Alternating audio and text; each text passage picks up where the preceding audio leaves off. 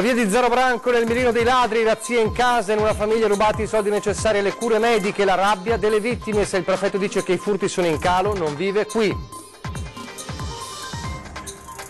Picchiato e rapinato in centro a Conegliano da 2 pregiudicati, paura per un 32enne di Susegana, i carabinieri scovano i banditi e li arrestano.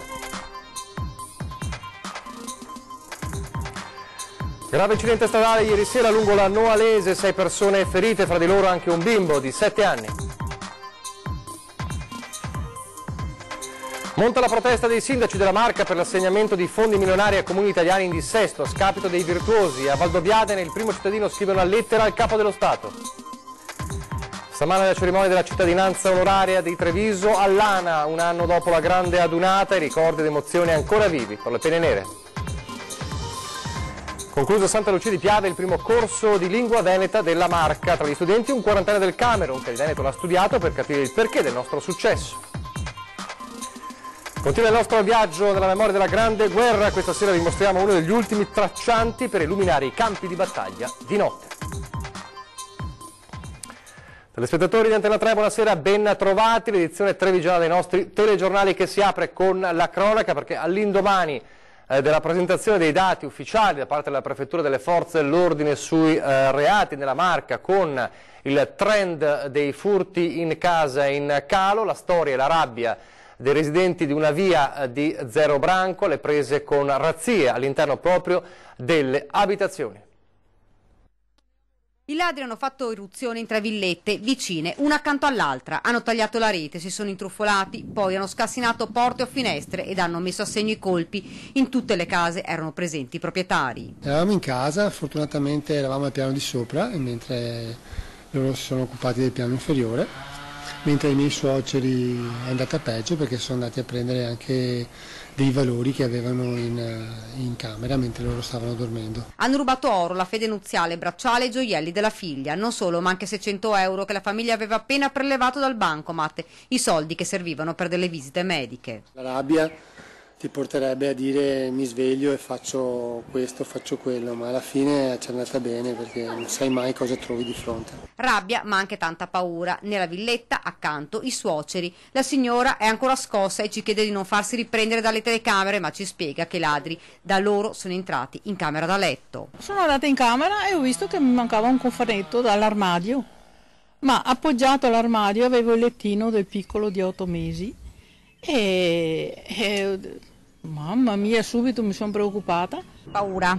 Sì, tanta, solo il pensiero che sono entrati in camera e non abbiamo sentito niente. Sui dati forniti dalla prefettura relativo ai cali dei furti rispondono le vittime. Veramente ieri sera ho sentito il prefetto che ha detto per fortuna sono diminuiti i furti qua, mi ha dato molto fastidio a tutti noi, perché naturalmente siamo stati appena coinvolti. La famiglia ha pensato ad installare un allarme. Ci siamo già mossi, adesso in un paio di giorni metteremo su allarmi, però è molto frustrante il fatto che non si possa stare tranquilli in casa e non dormi più tranquillamente. Fra i vicini cresce la preoccupazione. Hai preoccupazione più che altro anche per i bambini, perché non sai mai cosa succede finché vengono, e dormi e non li senti, oltre al disagio. Però se per caso una persona si accorge o vede qualcosa, o comunque c'è i bambini nelle stanze accanto che dormono.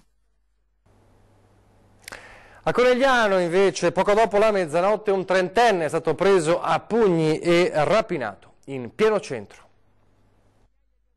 Rapinato e picchiato da 2 pregiudicati in pieno centro a Conegliano. A denunciare l'aggressione avvenuta la scorsa notte un 32enne di Susegana che ai carabinieri ha raccontato di essere stato avvicinato dai 2 individui poco dopo mezzanotte e di essere stato preso a pugni per prendergli il telefono cellulare. È stata la vittima poi a chiamare le forze dell'ordine. Malconcio ma non in gravi condizioni, malgrado i diversi colpi ricevuti, il giovane ha fornito ai militari la descrizione dei 2 soggetti, entrambi già noti alle forze dell'ordine. Si tratta di un coneglianese di 36 anni e di un 30enne albanese, entrambi con precedenti alle spalle, che non curanti di quello che avevano appena fatto sono stati rintracciati intorno alle 4 del mattino mentre camminavano tranquillamente in centro. I 2, con in tasca lo smartphone rubato poco prima, sono stati arrestati con l'accusa di rapina e lesioni e rinchiusi in carcere a Santabona. Di nuovo zero branco adesso per un grave incidente avvenuto ieri sera lungo la Noalese. Pauroso schianto lungo la Noalese a Zero Branco. 6 persone sono rimaste ferite, tutte residenti a Treviso, tra loro anche un bambino di 7 anni. Fortunatamente nessuno ha riportato gravi ferite, ma sono stati trasportati all'ospedale Cafoncello per essere medicati. Secondo una prima ricostruzione, l'automobilista avrebbe perso il controllo della macchina, un utilitario di colore scuro, andando a sbattere contro un platano. Sul posto sono intervenuti in pochi minuti per prestare i soccorsi e dirigere le operazioni di traffico stradale per rimuovere il mezzo incidentato il SUAM 118, i vigili del fuoco, i carabinieri e la polizia. Alcuni giorni fa un altro incidente sempre lungo la Noalese a pochi metri di distanza. Anche in quel caso erano rimaste coinvolte 6 persone. Una strada pericolosa, hanno sempre denunciato i residenti, e soprattutto molto trafficata. Cambiamo argomento. Dopo i giorni di incredulità sta montando la protesta dei sindaci del nord-est e della Marca trevigiana per la norma nella legge di bilancio che assegna fondi ai comuni in dissesto economico a scapito di quelli con i conti a posto, i comuni virtuosi. Abbiamo già raccontato una prima puntata di questa rabbia dei sindaci e oggi vi raccontiamo di come il sindaco di Valdobbiadene abbia scritto una lettera appositamente per il Capo dello Stato. Ieri ho scritto una lettera al Presidente della Repubblica Mattarella lamentando i criteri ma anche l'applicazione della norma per la ripartizione dei 150 milioni di euro destinati al consolidamento sismico dell'edilizia scolastica. Monta la rabbia tra i sindaci della Marca. Monta perché se tieni i conti a posto lo Stato anziché premiarti ti mette in fondo alla classifica assegnando i fondi a chi invece i conti non li fa proprio. E l'ultimo caso riguarda una norma della legge di bilancio 2018 che assegna dei contributi nazionali per l'adeguamento sismico delle scuole, per le strade e per l'edilizia pubblica. Tutti i soldi che hanno già una destinazione che proprio non tocca nemmeno di striscio né il nord-est né tantomeno la Marca. 146 opere sono state finanziate con questi 150 milioni di euro, in realtà corrispondono a 54 comuni tutti in dissesto. E comuni che hanno avuto anche 6.000 euro pro capite, pro cittadino. Ma la vera indignazione parte da Fara di Soligo, comune con i conti ingessati per via della storica causa per gli espropri della zona industriale e nonostante ciò con il bilancio a posto. Dallo Stato sicuramente che è l'artefice principale del danno che è stato creato, porte tutte chiuse, euro zero, ci si sente presi in giro, ecco perché penso che in questi anni aver bussato tutte le porte, aver trovato tutte le porte chiuse abbiamo cercato di far sempre tornare tutti i conti, escluso appunto il caso PIP, ci si sente veramente presi in giro, ecco io penso che questo sia un motivo in più per dire ai veneti ricordatevi che dobbiamo conquistarci l'autonomia, se no qua non si va da nessuna parte. Così nella lettera al Capo dello Stato il sindaco di Valdobbiadene fa una richiesta ben precisa. Si cambino le regole per i prossimi anni, ma che venga fatto qualcosa già con questi fondi 2018 perché l'interpretazione della legge che prevedeva appunto un rapporto tra risultato di bilancio e entrate, diciamo, è stato considerato come un positivo risultato di bilancio il meno davanti, quindi il dissesto, e questo credo che sia un errore di interpretazione, immagino, da parte degli uffici ministeriali che hanno ripartito queste somme. Torniamo al capoluogo adesso della Marca trevigiana, torniamo a Treviso per parlarvi dei nuovi disordini scoppiati la scorsa notte in via Bindoni, ancora una volta protagonisti di alcune famiglie rom, un episodio denunciato dal consigliere comunale di Forza Italia Davide Acampora. Un altro episodio di violenza, sempre portato avanti da questi personaggi di etnia rom conosciuti alle forze dell'ordine, che per l'ennesima volta si sono azzuffati. Ancora disordini, ancora un intervento della polizia in via Bindoni, l'episodio ieri sera con i componenti di una famiglia rom residente negli alloggi popolari arrivati alle mani. Coinvolti 2 uomini e una donna che se ne sono date di santa ragione. È una situazione che va avanti ormai da mesi, che ho denunciato più volte portando anche i cittadini in consiglio comunale, dove il sindaco l'ho spinto a incontrarli e si è fatto carico di risolvere questa cosa, però ad oggi ancora la situazione è identica. Quindi mi piacerebbe sapere Manildo cosa ha intenzione di fare, oltre che farsi pubblicità sulla stampa dicendo che li ha incontrati, perché va bene incontrarli, ma poi vogliamo i fatti. Dalle parole, dice il consigliere comunale di Forza Italia, bisogna passare a interventi concreti. Le cose da fare, secondo me, sono innanzitutto molti più controlli a rotazione, ma soprattutto bisogna far fare un controllo dalla Guardia di Finanza sulle attività illecite che fanno questi personaggi, perché mi chiedo come si guadagnano da vivere. C'è traffico di droga, di armi, insomma, là, voglio dire, questi tornano a casa ubriachi, hanno macchinone di lusso, sono nelle case dell'Ater e quindi non si sa comunque la fonte di reddito loro quale sia. Quindi anche lì c'è da capire e andare a fondo del problema ed eventualmente allontanare i soggetti pericolosi. Restituendo così la tranquillità ai residenti che vivono, conclude a Campora, nella costante paura di disordini o reazioni violente. A proposito di Forza Italia, abbiamo sentito il consigliere a Campora di Forza Italia. Resta insoluto per ora il nodo Forza Italia, anche a livello regionale. È stato fissato, come sappiamo, lunedì il direttivo in cui si discuterà della rottura con la Lega a Vicenza e San Donà e si esaminerà il caso Treviso, di cui si parla da giorni. Una Treviso dove però i militanti continuano a ribadire, i vertici continuano a ribadire che l'accordo resta ovviamente forte con la Lega per le amministrative e dove i militanti fanno sapere che in caso di imposizione dall'alto la lista non verrà neppure presentata. Io credo che non c'era questione se rottura sì, rottura no, c'è questione di fare le cose come vanno fatte per il territorio, un centro-destra unito come deve essere, per cui credo che problemi non ce ne siano. Richiama i vertici del partito al buonsenso. Raffaele Baratto, deputato di Forza Italia, a 2 giorni dal direttivo regionale chiamato a decidere se la rottura tra Lega e Azzurri a Vicenza e San Donà avrà ripercussioni anche su Treviso. Giovedì sera candidati e sostenitori si sono riuniti concordando sul fatto che se da Roma imporranno di non appoggiare Mario Conte, la lista neanche verrà presentata. Il coordinatore Andrea De Checchi lo conferma, ribadendo di non contemplare l'ipotesi di una corsa in solitaria. Un'ipotesi che non contempla significa che la rigettate e nel caso arrivi la respingerete.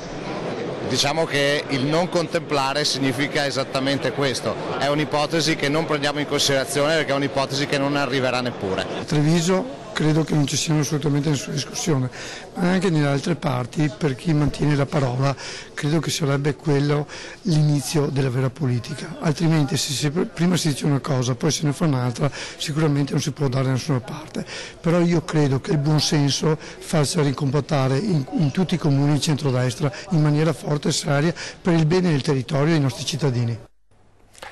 Intanto oggi Treviso, il capoluogo, ha vissuto il momento della consegna all'Associazione Nazionale Alpini della cittadinanza onoraria da parte del sindaco Manildo. Poco meno di un anno fa proprio Treviso e la Marca hanno vissuto la donata nazionale, è ancora vivo il ricordo. Vediamo.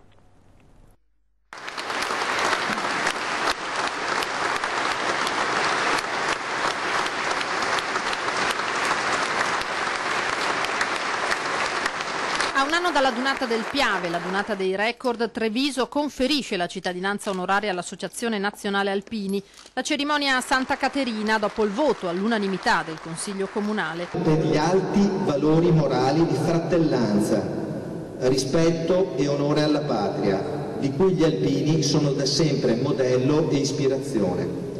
Per aver dato prestigio e lustro alla città di Treviso. La dunata delle 650.000 presenze che ha fatto segnare alla città un più 12% di visitatori nel 2017, ma i numeri ancora non bastano a raccontare l'emozione che si respira ogni volta che protagonisti sono gli alpini. Su per i monti che noi saremo, voleremo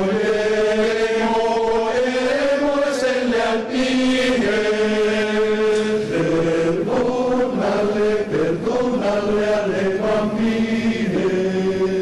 Penne nere trevigiane che si preparano a ospitare a metà giugno la dunata triveneta. Direi che non poteva mancare a Vittorio Veneto nel centenario dalla fine della Grande Guerra un doveroso ricordo e testimonianza del nostro passato, della nostra storia, per rendere onore ai caduti. Sulla dunata del Piave un video e un libro fotografico e il sigillo finale con la cittadinanza onoraria. Grande emozione di chiusura di un lavoro fatto per anni per arrivare a una grande adunata che si è dimostrata e quindi bello, una bella chiusura. Abbiamo tutti un cuore alpino e tra l'altro la mia presenza sta proprio per ringraziare veramente il gran lavoro che hanno svolto gli alpini sia in occasione della dunata fantastica di Treviso, ma che in realtà svolgono tutti i giorni per andare a risolvere molti problemi dei nostri cittadini. Un grazie agli alpini per quello che fanno quotidianamente e un ringraziamento fortissimo per i giorni della dunata, che sono stati dei giorni incredibili, memorabili, personalmente i più belli da quando sono stato sindaco, e per la città qualcosa di indimenticabile. Ora il testimone passa a Trento dal 10 al 13 maggio. C'è stata una simbiosi totale che credo sarà difficile ripetere, ma è una sfida che io credo che i cittadini di Trento coglieranno e sapranno dimostrare anche loro l'affetto che gli alpini meritano. Non solo feste ed emozioni, oggi a Treviso, giornata anche di presentazioni di liste, quindi torniamo alla politica sul fronte del centro-sinistra, la presentazione della lista Treviso è di Paolo Camolei a sostegno del sindaco Manildo, volti noti del commercio e dell'imprenditoria, ma non solo. La frase chiave la svela lui stesso, l'attuale assessore al commercio e alle attività produttive Paolo Camolei, presentando gli uomini e le donne della squadra di Treviso è. Il coraggio di fare. Uno slogan dedicato al pragmatismo e alla concretezza, con la politica in senso stretto fuori da ogni steccato. Uscendo da quello che secondo me è diciamo, la parte negativa della pubblica amministrazione, ovvero le ideologie, l'essere chiusi all'interno di dei pensieri. Linee guida, riqualificazione urbana, sicurezza, inclusione sociale, cultura, turismo e attività economiche, marketing territoriale a partire anche dalle periferie che come concetto devono sparire perché tutto è città. 32 nomine nel gruppo formato da professionisti, membri dell'associazionismo e poi volti noti proprio del commercio e delle attività produttive, su tutti Enrico Zanonna, anima degli esercenti di Borgo Cavour, delegato Ascom. È abitudine a dire Treviso deve diventare un centro commerciale naturale, se è naturale non dobbiamo farlo diventare, bisogna solo trovare la regia, il modo giusto per poter orchestrare tutte le varie parti, sia nelle problematiche che nelle soluzioni. Il fatto che ci siano tanti rappresentanti vuol dire che evidentemente qualcuno l'ha apprezzato e qualcuno crede che il percorso che noi abbiamo intrapreso sia un percorso da continuare. Nella squadra anche l'ex consigliera leghista e poi tosiana Petra De Zanet o la manager alberghiera Cristina Magoga, ma pure l'imprenditore e anche patron della squadra del Condor Sant'Angelo è pronto a dare il suo contributo. Sicuramente l'impegno nostro sarà quello di portare lo sport al centro dell'agenda politica amministrativa di Treviso, perché riconosciamo che lo sport sia un valore trasversale. Il coraggio di fare per Camolei significa anche esporsi agli attacchi come quelli fioccati negli ultimi giorni dopo aver parlato di garage al posto di negozi vuoti, ma con una precisazione ai detrattori. Io ho detto semplicemente che la rivisitazione dei centri storici, ma non di Treviso, di tutta Europa, passa attraverso proprio un riposizionamento degli assi commerciali, altrimenti lasciamo dei buchi neri. E per il candidato sindaco del Movimento 5 Stelle, Domenico Lo Sappio, oggi tappa nel quartiere di Sant'Antonino in una giornata speciale per lui. Sentiamolo. A compleanno al gazebo oggi. Sì, veniamo tutti i giorni ai gazzebi, anche oggi siamo qui a parlare con i residenti di Sant'Antonino che sono venuti a trovarci ancora una volta e ci hanno portato i loro contributi per il nostro programma. Tra le tematiche che più ci hanno segnalato c'è quella delle fognature, che sappiamo essere un problema di tutta la città e che dal nostro punto di vista una volta per tutte deve essere affrontata. Intanto a livello nazionale ancora si discute, no? È stata una settimana di toni molto accesi anche nei confronti del movimento. Credo che la scelta del movimento di non voler fare un'alleanza un accordo di governo con Forza Italia fosse a prescindere giusta, visto il personaggio con cui si andava a stringere eventualmente un accordo. Dopo la sentenza di ieri, nella quale è arrivata un'ulteriore condanna per uno dei fondatori di Forza Italia, credo che a maggior ragione possiamo ritenere di aver fatto la cosa giusta. Senta, invece in città tra Forza Italia e Lega stanno ancora discutendo se l'alleanza si fa o non si fa. problemi loro, nel senso che loro sono impegnati in beghe di partito, noi siamo impegnati a trattare le beghe che riguardano più da vicino i cittadini e credo che a quelle le persone sono interessate. Una brevissima pausa pubblicitaria, torniamo subito.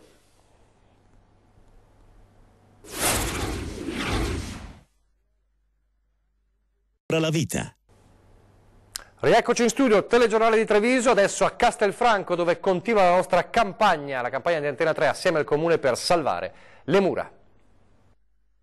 Dio è la mia fortezza, come recitava Bach in una sua famosa cantata. Qui siamo nella fortezza di Castelfranco, siamo nel cuore della cultura e della musica, siamo Casa Barbarella, Conservatorio Agostino Stefani, città di Castelfranco. E nella nostra fortezza. E nella nostra fortezza. Anche il Conservatorio sostiene la campagna pubblica organizzata dal Comune per il restauro delle mura di Castelfranco. E lo fa perché le mura sono un tratto della storia e del quotidiano di questa istituzione musicale per la Marca e per il Veneto. Siamo nel cuore della città e vogliamo sicuramente dare importanza a questa iniziativa. Lei viene da Verona, giusto? Cosa sarebbe Verona senza le sue mura? A Verona senza le mura sarebbe una città molto più povera, quindi le mura tra l'altro di Verona con i suoi bastioni sono state ampiamente ristrutturate, come le porte appunto che danno l'ingresso alle città. Ci auguriamo che anche Castelfranco Veneto riesca a breve ad avere i finanziamenti sufficienti per portare un restauro dignitoso. Per Verona è anche occasione di turismo le mura. Come la vedete come investimento, queste 2 euro per un mattone? Cultura e turismo sono cose collegate, quindi per una città seppur di piccole dimensioni come Castelfranco Veneto, abbinare musica, cultura e arte è la cosa fondamentale che può far crescere, portare turismo, portare indotto, portare economia. E i cittadini come possono intervenire? I cittadini possono intervenire con una donazione. Si può farla attraverso la banca, un versamento bancario, oppure attraverso gli uffici comunali. Per voi anche i 2 euro sono importanti? Sono strategicamente importanti perché la sinergia la si fa proprio dal basso, anche con i 2 euro. Anche solo 2 euro cosa significa? È la testimonianza di vicinanza da parte del cittadino a credere in quello che sta facendo l'amministrazione comunale per raccogliere i fondi per il restauro delle mura. Solo i cittadini di Castelfranco? No, tutti i cittadini possono naturalmente partecipare, non solo della provincia ma anche da fuori provincia evidentemente. Coloro che hanno avuto modo di essere, visitare Castelfranco l'hanno capito velocemente e abbiamo già qualche testimonianza concreta di queste offerte che hanno posto alla nostra amministrazione. Quello che vi date in sua impressione è dunque l'Iban per la donazione che se volete potete fare, rivedete anche in questo cartello in sovraimpressione con la causale, un progetto per la storia, adottate le mura di Castelfranco anche voi. Adesso a Santa Lucia di Piave dove si è concluso un corso di lingua veneta e tra gli studenti ce n'era anche uno particolare. Ben venga che sappiamo l'italiano bene, che sappiamo l'inglese bene, che sappiamo il francese, il tedesco, qualsiasi lingua, ma la nostra è la più bella perché è quella che parliamo dalla culla. Motiva così il sindaco di Santa Lucia Riccardo Szumski il corso di Veneto organizzato nel suo comune e tra i partecipanti anche chi il Veneto l'ha imparato a quasi 40 anni. La veneta lingua è una lingua di tipo neolatin. È l'inizio del libro di lettura che Donato ha studiato fino ad ottenere il diploma. Lui è arrivato in Italia quasi 30 anni fa dal Camerun. Prima studente a Pisa, poi innamorato del Veneto, si è stabilito a Conegliano nel più tipico dei casi di prima immigrazione. Oggi Donato alterna un impiego da corriere alla missione di mediatore culturale, così appassionato di Veneto da studiarne i minimi particolari. Ho visto che i calabresi tutti parlano la stessa cosa, i sardegni tutti parlano la stessa cosa, ma in Veneto tra un posto all'altro, ad esempio i bellunesi hanno la TH, a centro Venezia abbiamo la C, per esempio dicono sento, lassù dicono tento. Il Veneto non è più sangue, non è più questione di sangue, è questione di gente e popolo. Io sono pronto a difendere questo paese se necessita. Ecco perché quasi da osservatore esterno contesta la decisione della consulta sulla lingua veneta. Una lingua per diventare vera e propria deve avere certe caratteristiche. Il Veneto secondo me ha queste caratteristiche. Per Donato, parlare veneto significa capire il perché del successo economico di questa terra. Io ho fatto una ricetta per me stesso di cominciare a studiare il dialetto, magari parlo con loro e loro mi danno anche questa, diciamo, una ricetta che può aiutarmi anche a avere successo come loro, perché l'immigrazione è uguale per tutti. E alla fine saluta tutti così. Ciao gente, ciao Fior, ciao nonni a casa, e ci sentiamo. Le primissime occasioni sarebbe un piacere, magari beviamo un'ombra, insomma, ecco. Un saluto anche a Donat o Donato, come preferisce farsi chiamare, e adesso torniamo alla memoria della Grande Guerra, come ogni sabato il nostro viaggio, il viaggio di Lucio Zanato, che continua, e questa sera parliamo delle battaglie notturne e quindi di ciò che serviva per poter vedere in quei momenti sanguinosi.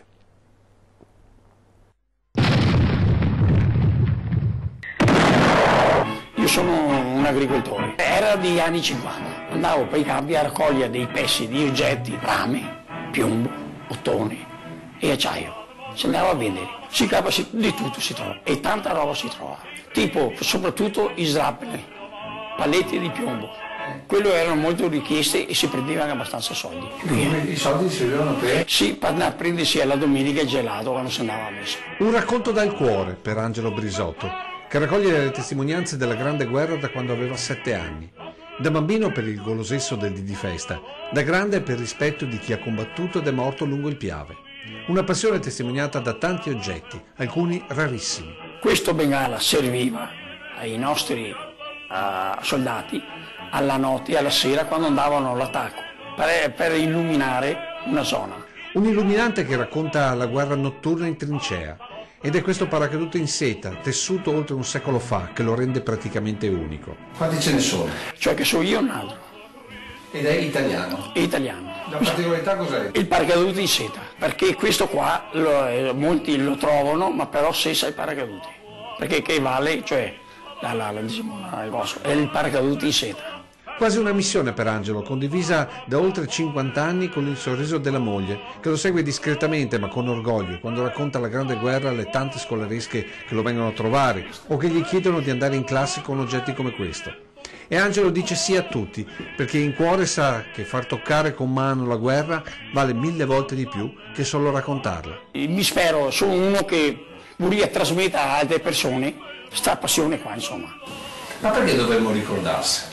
Perché soprattutto ricordare, sì, no gli oggetti, ma soprattutto ricordare i caduti. I nostri caduti che sono morti, che hanno lasciato il sangue sul Piave, sui cosi, sono morti. Questo è da ricordare.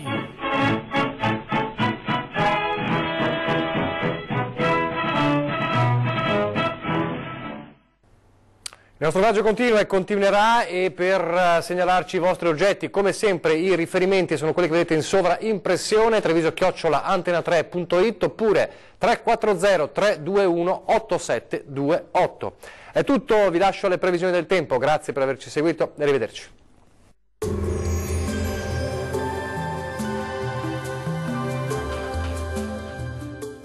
Tonus è il miglior negozio di calzature moda comoda. Qui troverete il più vasto assortimento di calzature Fratelli Tomasi. Eleganza e comodità, perché camminare è vivere.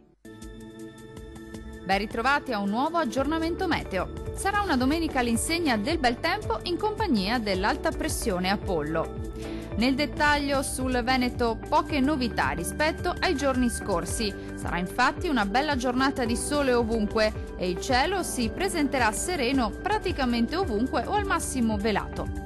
Il clima risulterà parecchio caldo con temperature minime comprese tra 10 e 12 gradi, massime in aumento tra 20 e 24 gradi. Situazione del tutto simile sul Friuli Venezia Giulia, anche qui non mancherà il sole. Su tutti i settori della nostra regione il cielo si presenterà sereno e limpido sin dal mattino, solo con qualche velatura innocua. Le temperature minime saranno comprese tra 11 e 12 gradi, valori massimi caldi tra 20 e 23 gradi circa. E domenica sarà una splendida giornata anche sul Trentino Alto Adige. Tanto sole su tutti i settori della nostra regione. Il cielo si presenterà sereno o al massimo velato, specie sui settori alpini di confine. Uno sguardo infine alle temperature. Minime comprese tra 11 e 12 gradi, massime molto calde tra 27 e 29 gradi circa. Dal meteo di Antenna 3 per ora è tutto. Arrivederci al prossimo aggiornamento.